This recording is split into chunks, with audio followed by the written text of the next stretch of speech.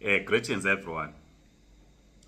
We've been receiving complaints from those that we have been assisting whose general work visa outcomes are out.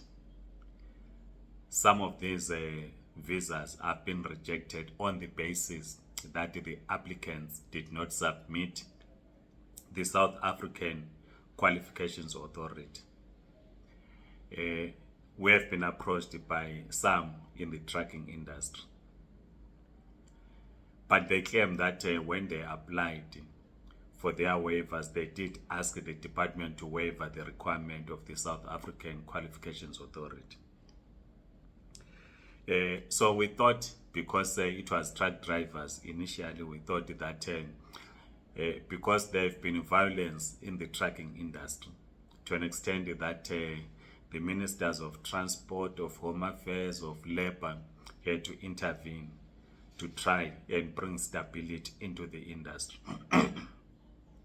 But we now see others that are outside the trucking industry that are also being rejected on the basis that they did not submit the South African Qualifications Authority or get a certificate from the South African Qualifications Authority. We have been engaging the Department of Home Affairs, but we have not received a response. We send them messages asking them to clarify what is happening. But we did not, at this stage, we did not get a response. But we are not also 100% certain that people did indicate in their waiver applications that they want the requirement of a South African Qualifications Authority to be waived. We're not 100% sure. We believe what people are telling us. So if you are here to apply for a waiver, it's important that you do mention this. Firstly, when you apply for a waiver, before you submit, you apply for a waiver. Firstly, check the requirements of the general work visa that you want to apply for, so that when you apply for a waiver, you are clear on what you are requesting the department to waive.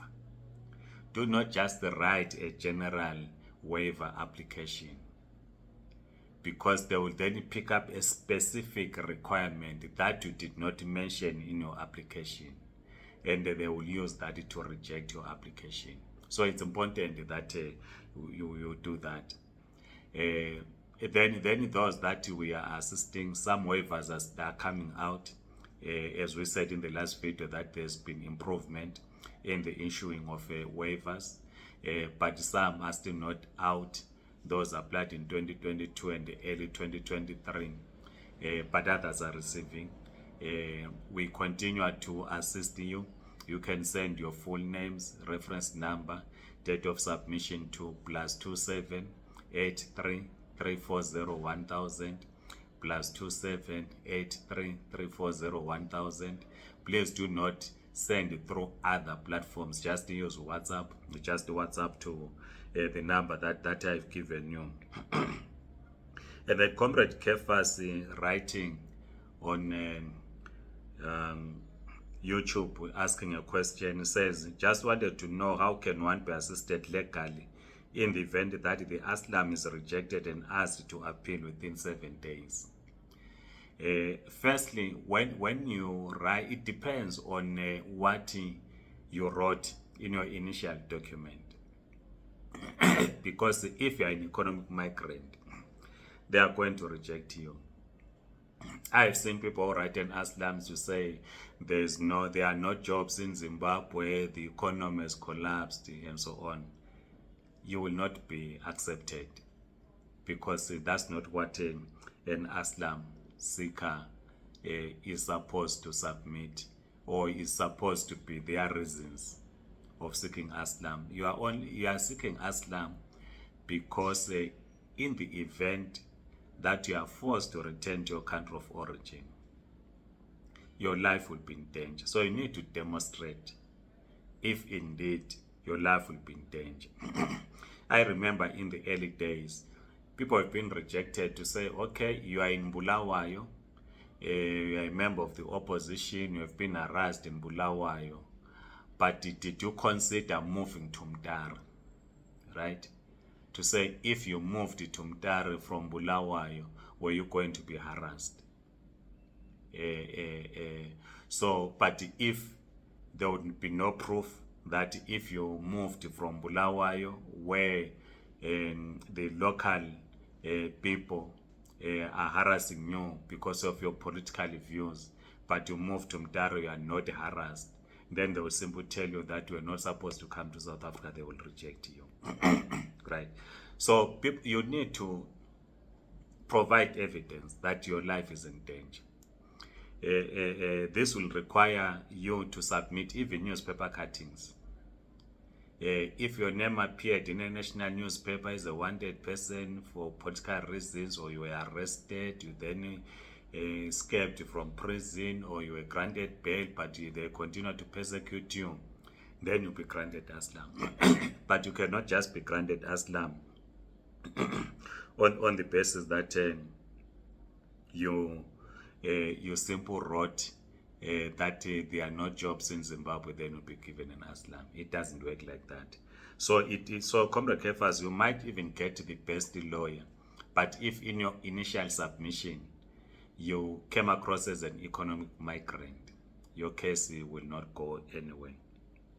And then on the same subject, Comrade Bernard Richard writes, who assesses the change of conditions in the refugee's country of origin, because this can be subjective. In situations, there is cordial relations between the refugee's home country and the country where refugee status is sought. These two questions and others arise from the white paper on migration, which we are discussing currently in this platform. Comrade Bernard, you also need to demonstrate that if you go to your country of origin, you are going to be prosecuted. So that is key. You need to prove. But if, for instance, you were a member of the MDC, you were an organizer at a local level, responsible maybe for distribution of party flyers and other electoral material, but violence has subsided, there's no longer any violence, you are seen as we approach festive season, you put your asylum document, your refugee status in your pocket and you cross to Zimbabwe or to your country of origin for Christmas holidays, certainly it means your life is not in danger. So when they do the assessment, you also must provide more evidence that there is proof that the people that are after you are looking for you in your country of origin. So that when the assessment is done, you also provide your own proof. There you can then remain as a refugee. But if you cannot provide proof, assuming you were granted a refugee status a decade ago, right? A family member died and then you were seen attending the funeral in your country of origin, it means your life is not in danger. So such will lead the government to say, no, you need to go back to your country of origin. Let's say, for argument's sake, you are still saying you're a member of MDC. You are not a member of Triple C, but you're a member of MDC, which is now led by Monzora, right? Which did not really participate in the elections. And you still claim that you have been persecuted when it is clear that MDC in its current form is no longer a political threat. So these are the kind of assessments that they are talking about.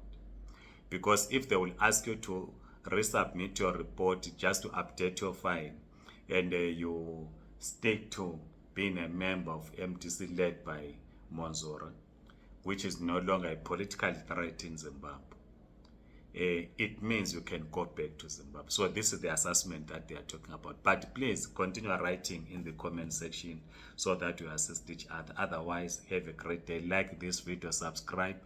If you are on TikTok, please do follow us. Thank you. Goodbye.